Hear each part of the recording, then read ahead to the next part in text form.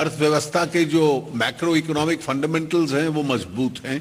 जो कि सरकारी खर्चा है, पब्लिक स्पेंडिंग है, उसको और अधिक बढ़ाने की आवश्यकता है।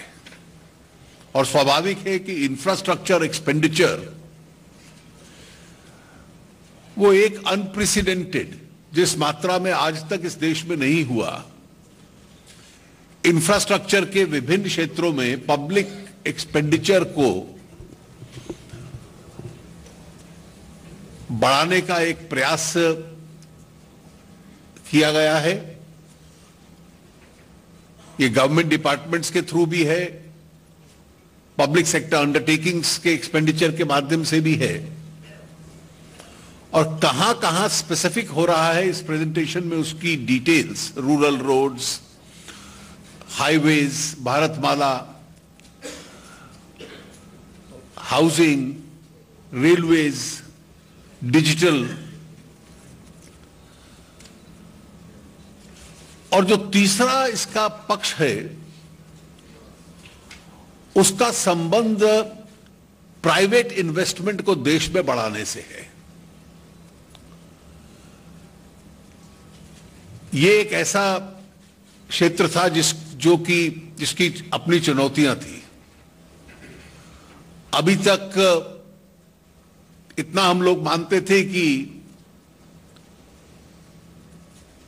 पब्लिक सेक्टर बैंक्स ने एक स्टेज पर इनडिस्क्रिमिनेट लेंडिंग की है। स्वाभाविक है, जो आंकड़े अभी आपके सामने दिखलाए गए 2008 और 2014 के बीच में, वो लेंडिंग थी, उसी इनडिस्क्रिमिनेट लेंडिंग में से एक बड़ा चंक है जो आज एनपीएस है। उस समस्या का दूसरा हिस्सा यह था कि जो स्ट्रेस्ड एसेट्स और एनपीएस थे,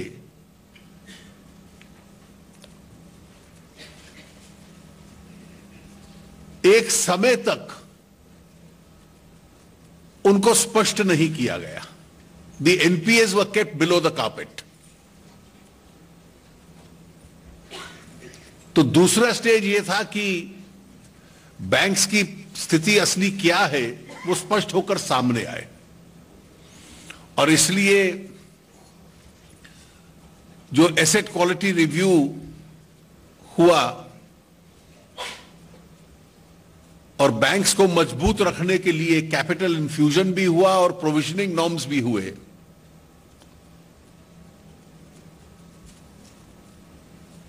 उससे बैंक्स की जो असली हालत थी वो ट्रांसपेरेंसी के रूप में सामने आई। अब पब्लिक सेक्टर बैंक्स के पास लेंडिंग करने के लिए साधन खूब हैं। विशेष रूप से डिमोनेटाइजेशन के बाद जो साधन बैंकों के अंदर डिपॉजिट किए गए वो सब आज अवेलेबल है, उपलब्ध है लेंडिंग के लिए। लेकिन पैसा है उसका यह अर्थ नहीं कि वो लेंड हो सकता है। उसके लिए कैपिटल एडिक्वेसी भी चाहिए, और वो कैपिटल एडिक्वेसी इरोड हुई। और जो ये पूरा इतिहास 2008 से 14 तक का बैंक्स का आपको बतलाया गया, और इसलिए आज मंत्रिपरिषद की बैठक में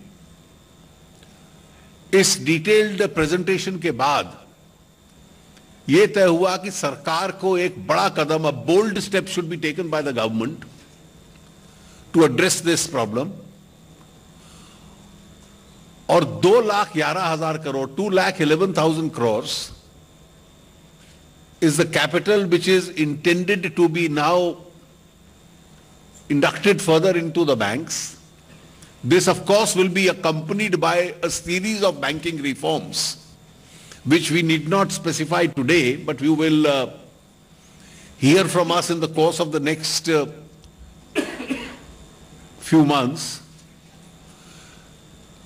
And of this money, part of the money will come from the banks raising their own capital, wherein government equity as per the pre-declared policy can come down to 52. Another 28,000 from the budgetary resources which has to be 18,000, I'm sorry, 18,000 from the budgetary resources, which has to be put into the banks under the Indradhanush scheme.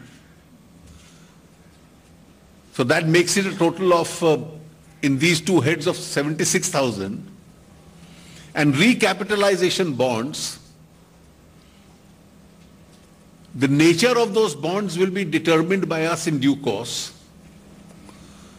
will also be issued, which will provide further adequate capital as far as the banks are concerned.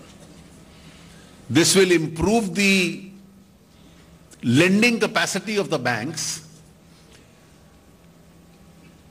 और जो secretary DFS ने अभी स्पष्ट किया कि एक उद्देश्य यह है कि